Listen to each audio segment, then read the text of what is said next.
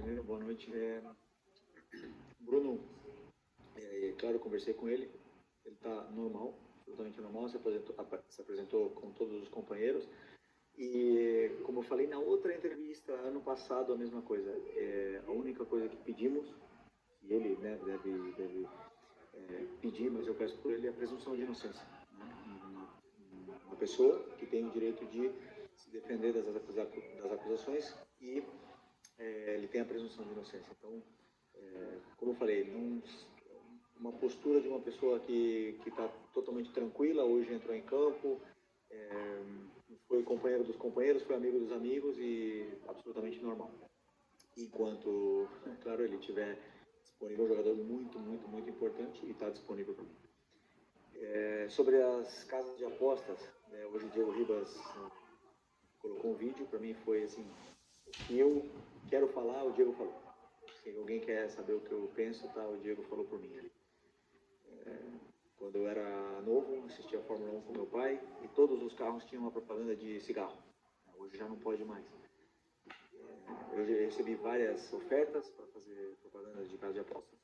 Não faço, porque eu sei o danino que é para as pessoas que apostam. Né?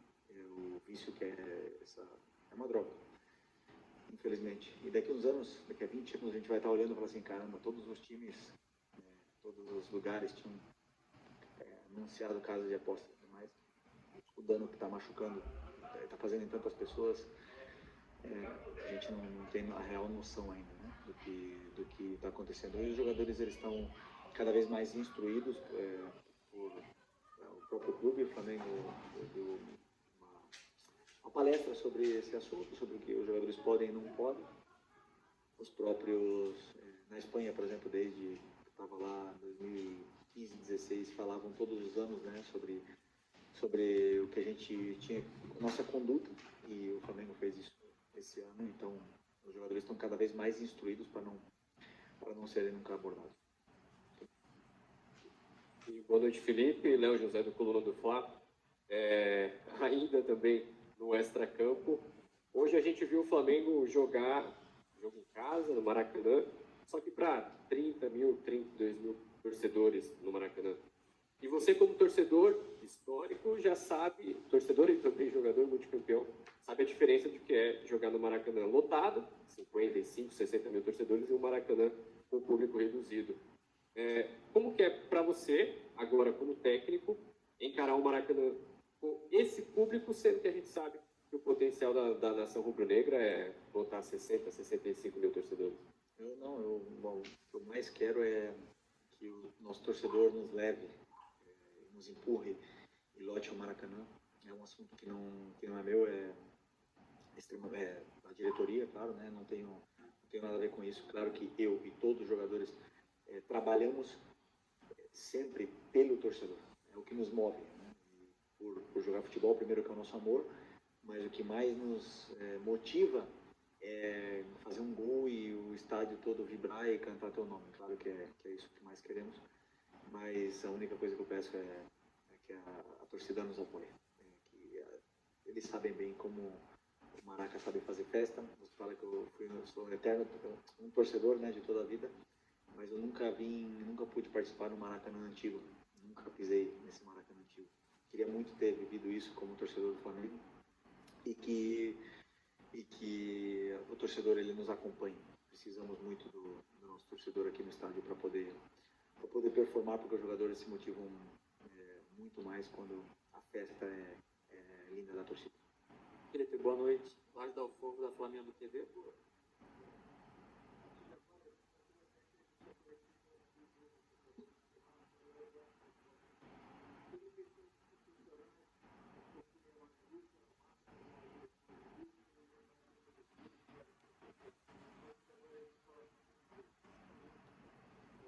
Felipe, Lars Dalfogo aqui da Flamengo TV, sobre aspectos positivos, né? Hoje foram tantos, seu plano inicial de jogo, gols de bola parada, o Danilo fazendo gol indo muito bem, cruzamento certeiro do Wesley, você até deu um abraço nele ali, bem legal, o Pedro, mais um golaço do Arrascaeta.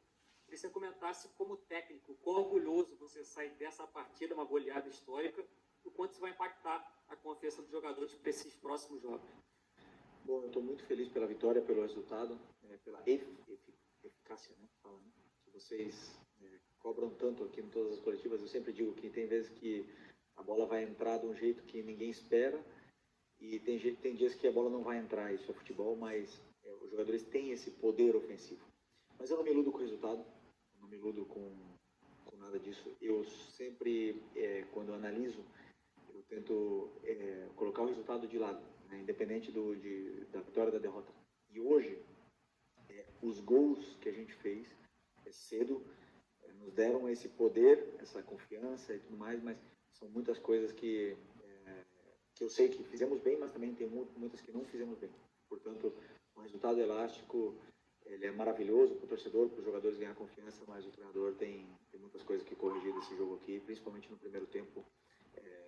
Fizemos coisas que temos que melhorar. Felipe e Isaac Andrade do Flavoz, essa vibe de jogo boa que aconteceu hoje, mas recapitulando que nos resultados ruins do Flamengo, principalmente na última derrota, você disse, a culpa é minha. Então eu vou fazer agora o contrário. Hoje, o mérito é teu. O que o Felipe Luiz hoje, né, que ganhou e encantou e que já antecipou o chocolate para várias famílias rubro-negras, fez para ganhar da forma como ganhou do Juventude? Não, sinceramente, assim, eu falei nas outras coletivas e não tenho problema em assumir meus erros, né? E hoje aconteceram coisas durante o jogo que o plano que o teu companheiro falou, não foi totalmente perfeito, né? Na parte da defesa principalmente, mas os jogadores tiveram uma noite feliz, foram muito superiores, confiança lá em cima, o plano realmente ajudou, eles encontraram os espaços e machucaram muito, né, a defesa do Juventude de uma forma assim mais leve, né? Comparando com aquela derrota, hoje também, em referência ao último jogo, 3 jogadores saíram, igual que aquele jogo, e segundo vocês, o Central Córdoba era um adversário muito inferior, né? E serve de aprendizado para todos nós, né? Para vocês, para todos, que não é assim no futebol, não é fácil. E os jogadores, a diferença é que os jogadores têm uma ambição muito grande, eles têm uma fome muito grande. Eu noto isso no dia a dia, no trabalhar, nas perguntas que eles fazem quando eles têm dúvidas, porque eles não querem entrar em campo com dúvidas.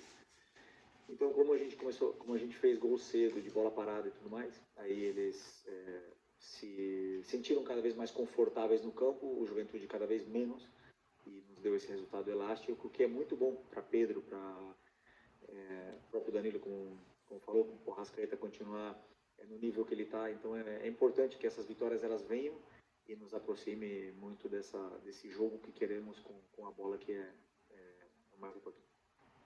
Felipe, boa noite, parabéns pela vitória. Os torcedores também destacaram nas redes sociais. Aqui. Ah, tá, desculpa. Não, no contraponto com a derrota do Central Córdoba, tem uma mudança de atitude da equipe dentro de campo. Até que ponto também o aprendizado daquela derrota, como ela veio, foi importante já para uma resposta imediata no domingo diante do Grêmio e, na sequência, essa vitória da maneira como aconteceu com o time, sendo mais objetivo, né, sendo mais dominante na partida e procurando também resolver o quanto antes possível o jogo. Bom que você me lembre desse jogo do Central Córdoba, porque eu não vou esquecer, né? Pelo visto vocês também não, mas claro que é um aprendizado e a gente tem que lembrar sempre para os jogadores, sempre. A derrota, ela está aí, Se você não tiver no seu melhor dia, a derrota vai aparecer. Então, eu só não concordo com a mudança de atitude, porque aquele jogo contra o Central Córdoba, a gente teve 2 chances, ou 3 claras, né? O Juninho teve uma chance clara, no começo do jogo, que eu lembro agora, não estou lembrando das outras, para fazer 1-0, e a bola não entrou, hoje ela entrou. E isso dá uma confiança muito grande. A única diferença é que aquele dia, como a bola não entrou e nós tomamos o gol, o treinador cometeu um erro depois.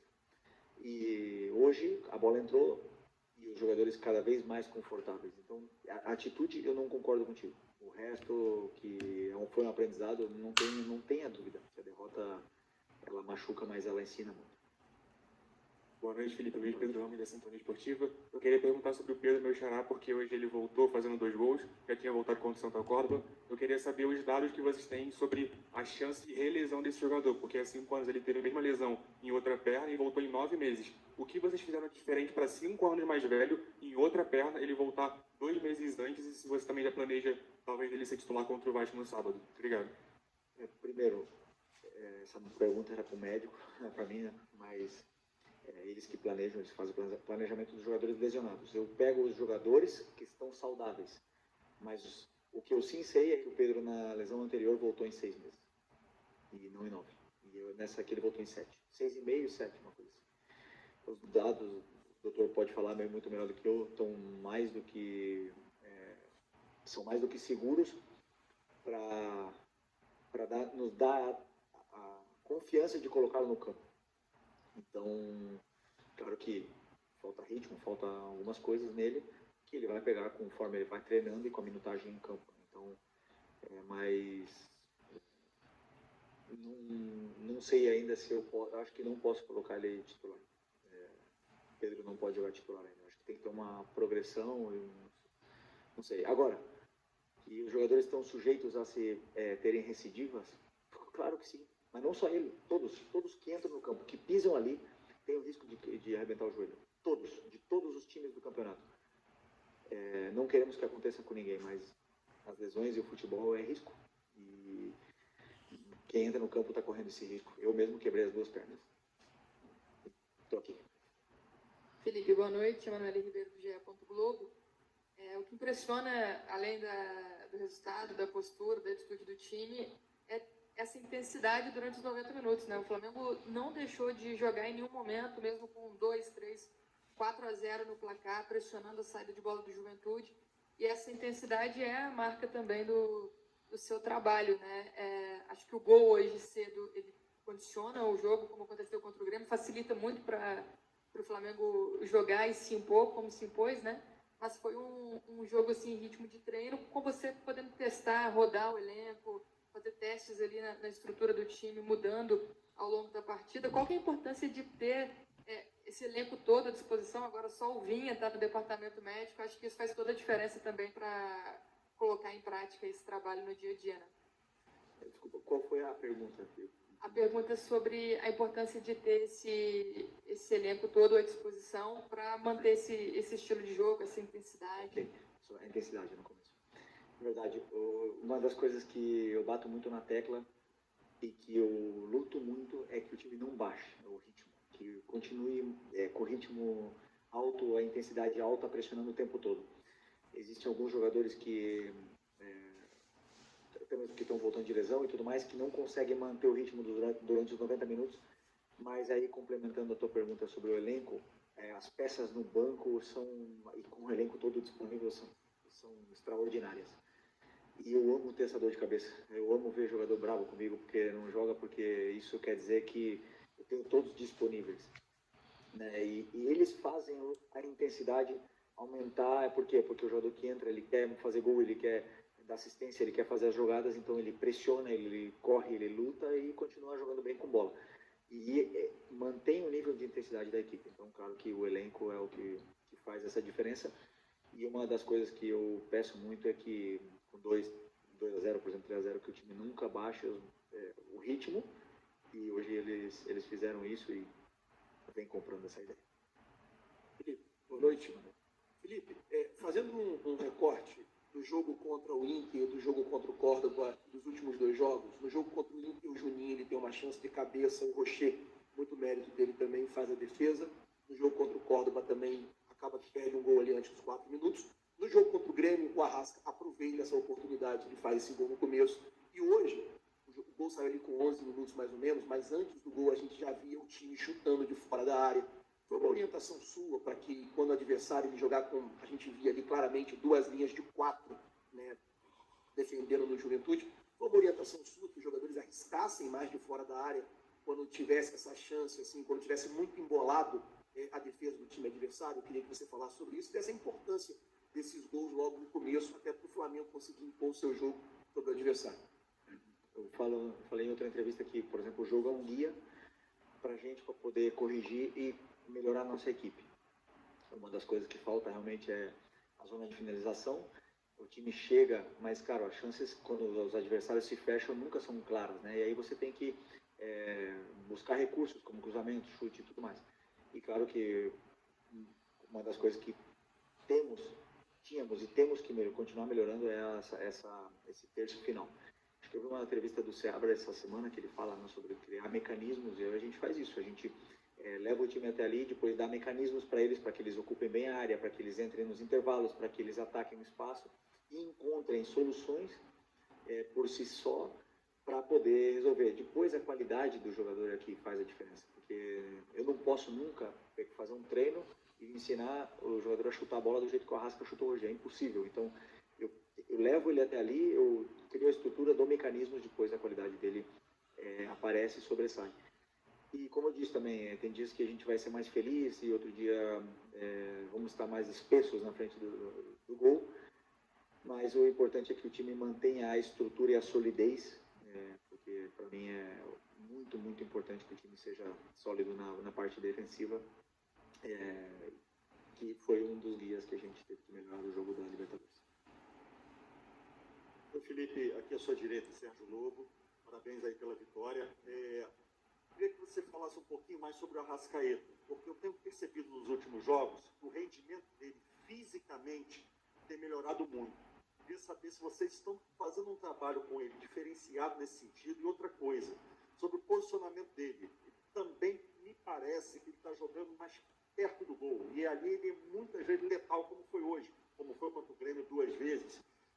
Você está reparando nisso também? Você mudou ele um pouquinho de posição, botou ele mais perto do gol e fisicamente. Isso é um outro detalhe. Como é que está o Alexandre? Me parece que é na mesma lesão que ele teve no Campeonato Carioca, na mesma coxa, não é isso? Não acho que é a mesma lesão do Alex, eu acho que não é. Mas falei com ele rapidamente, ele falou que foi muito leve, ou assim, foi alguma coisa muito leve, mas vamos esperar o exame para ver o que realmente aconteceu, porque é um jogador muito importante, fundamental. Sobre o Arrasca, assim, o planejamento físico de um jogador que volta de lesão, de uma operação do joelho, que fica 2 meses e meio parado, descondiciona, a perna atrofia, e aí tem uma volta, um retorno, e conseguimos nesse Campeonato Carioca dando essa minutagem sem sobrecarregar um pouco, para ele também voltar ao peso normal, para ele recuperar os níveis de força, e somando treinos aquisitivos para que ele pudesse recuperar a forma física. É questão de tempo, Com os jogos ele vai, e com os treinos ele vai melhorando, e uma das coisas que ele tem de bom é que ele se cuida, que é um cara que gosta de treinar, que treina com muita intensidade, treina todos os treinos sério, aquece sério, faz o trabalho de força na academia. Então o rendimento ele vai chegar, o físico vai chegar. E quando o físico tá bem, a minutagem vai voltar a dar a confiança necessária que o jogador perde quando fica fora, né? Fica lesionado. E hoje ele está já perto do prime do que a gente conhece. É um jogador muito diferente, como eu falei, é muito diferente. Ele é muito diferente. É uma loucura ver o que ele faz nos treinos e nos jogos. É um jogador que é muito especial. E sobre a posição dele, são ajustes micro, detalhes que a gente faz, mas não é pisar na área ou chegar mais perto da área, é uma característica dele, um jogador que tem números.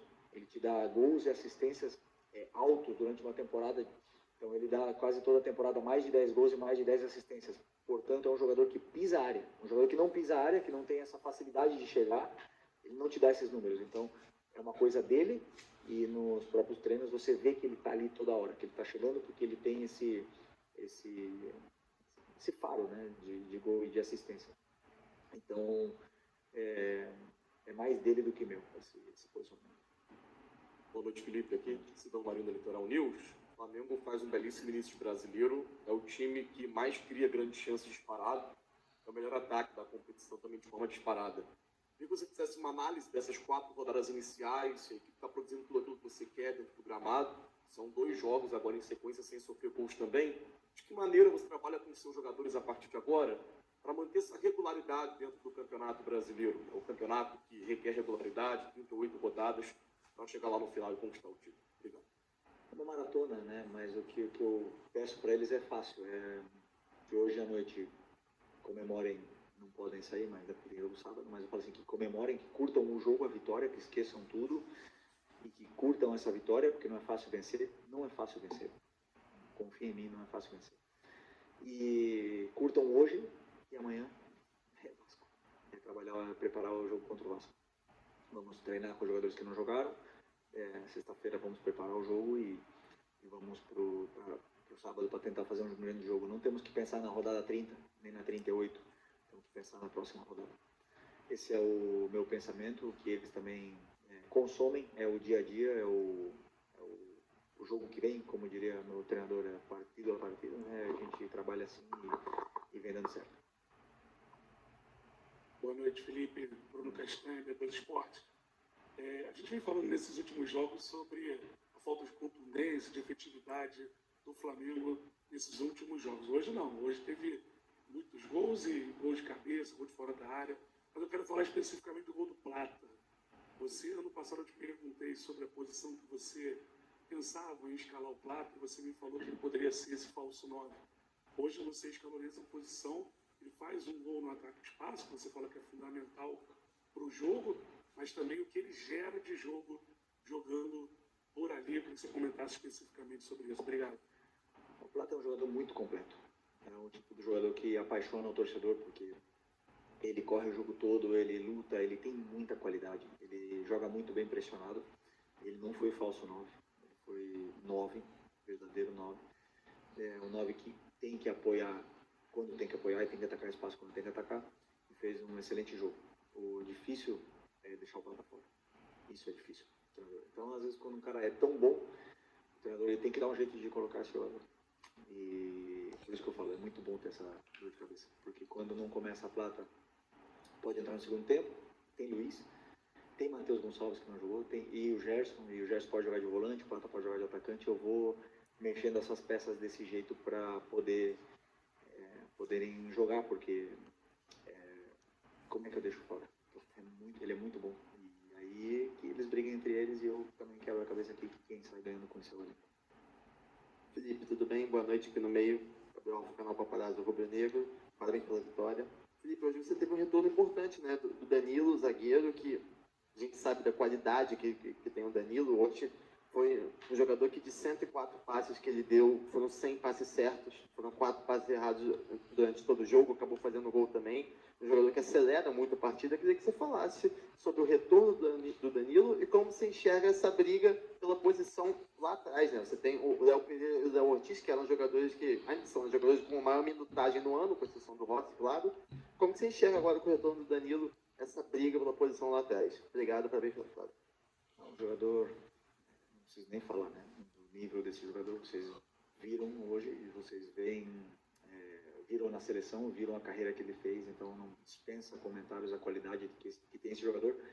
Que você falou dos 104 passes que ele deu no jogo e 100 certos, mas quantos desses passes foram passes importantes para frente, que rompem linhas, passes que nos levam até a área do adversário? Isso são os passes que eu conto, não o número deles. Então é um jogador que escolhe o passe certo, a jogada certa. Isso para mim é muito importante. Não escolhe a jogada mais difícil, escolhe a jogada certa. E além de tudo isso, é um líder, um cara que tem comportamento de líder, de capitão, um cara que se comporta com uma liderança natural e contagia muito os companheiros. Então, esses caras que é muito bom ter como jogador. Oi, Felipe aqui, tudo bem? Parabéns pela grande vitória, David já não ter nada na jogada. É que uma coincidência ou não, é que nessas partidas que o Flamengo ganhou, hoje, o Grêmio, contra o Vitória, o Flamengo jogou com 2 meias, né, com o Gerson e com o Arrascaeta. Contra o Inter não jogou com nenhum dos dois, desde o começo, jogou com 4 atacantes, e contra o Córdoba jogou só com o Arrascaeta, se não me engano, de início. Só com o Arrascaeta. Plata jogou. Plata, que faz muitas funções. Mas até que ponto, eu já te perguntei isso outras vezes, né? Os dois jogando fazem toda a diferença, não só pela qualidade deles, mas pelo próprio sistema do time, né? Hoje eu vi o Arrascaeta, como o Sérgio Lobo falou, próximo do gol, mas também ali muito do lado esquerdo, voltando o tempo todo para buscar a bola, para sair jogando com o time. até que ponto isso faz diferença. E eu queria propor uma pergunta filosófica também sobre esse negócio de aposta, já que você falou muito bem, concordo completamente, se você puder responder, obviamente, porque partindo do princípio ainda que fosse verdade que o Bruno Henrique combinou com os parentes e tudo mais, o que isso de fato implica negativamente para o futebol, espetáculo e para os torcedores, no caso daquele jogo que o Flamengo acabou perdendo, foi no final, na prática, pelo menos na minha opinião, não implica nada de negativo para o esporte, para o jogo de manipulação de resultados especificamente. Bom, sobre o... Eu já até esqueci a tua pergunta. Dos meias. Sobre os meias, é muito fácil responder a tua pergunta, que você citou o Internacional. Eu joguei sem meias. Não joguei, eu não tinha meias. Ou seja, vocês falam, que meias eu tenho no plantel? Arrasca, Gerson e Plata. São os 3 jogadores. Quem faz a meia? Luiz Araújo faz a meia. Matheus Gonçalves pode fazer a meia. E aí? Quem mais faz a meia? Eu joguei sem meia. Sim. E quem eu coloco na meia? Então, tem coisas que o treinador faz porque inventa, né? Um ataque de treinador que eu chamo. A gente acha que vai ganhar de uma forma, a gente inventa, bota 4 atacantes. E tem outras coisas que eu não tinha esses jogadores disponíveis para colocar na equipe, os 3, Gerson, Arrasca e Plata, e aí eu elaborei um plano de jogo onde eu achava que poderia dar resultado, e fizemos um jogo superior ao do Inter, finalizamos mais, tivemos mais chances e não vencemos, não importa, é futebol. O meu trabalho é esse, é achar soluções para a equipe dentro desse quebra-cabeças que eu tenho que montar e deixar o time mais fluido possível. Quando o time está com todos os jogadores disponíveis é mais fácil, quando tem lesões, quando tem jogadores nas seleções, claro que é mais difícil de montar esse quebra-cabeça, mas é meu trabalho e eu gosto, eu desfruto. Sobre as apostas já foi respondido a primeira pergunta. Okay.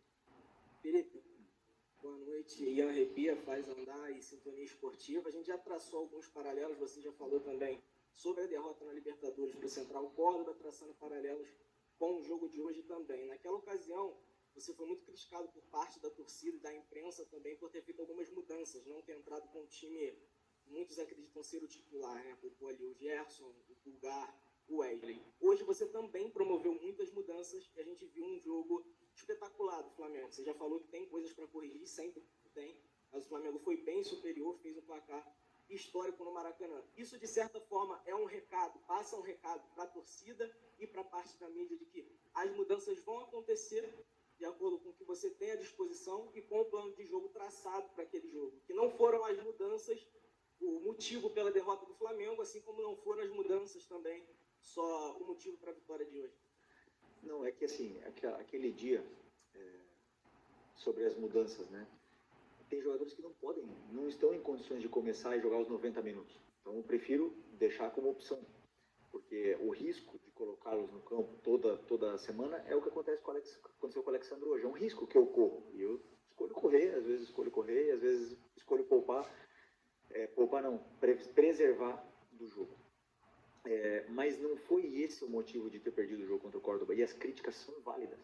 Elas foram justas, não por poupar, senão pelo plano de jogo, que foi errado. E eu não tenho problema em reconhecer. E vão acontecer outros que vão dar errado. E talvez a gente perca também, ou talvez os jogadores ganhem por si só dentro do campo. Então eu não tenho problema em ser criticado, em ser vaiado, que a torcida me cobre, porque quando eu já falei, eu vim do Flamengo, eu sei como é que é esse clube e eu vivo bem com isso. O problema desse trabalho aqui é que eu gosto até quando dá errado. E quando tem crise, eu gosto, eu desfruto, eu aproveito, eu melhoro, eu cresço e é assim que eu vivo. Claro que não é confortável, não é nada agradável, mas é parte do meu trabalho. E não é mandar recado a ninguém, não quero mandar quando vence, nada disso. O que eu quero é vencer o jogo, vencer o próximo e chegar num objetivo nosso que é estar lá em cima no final do campeonato.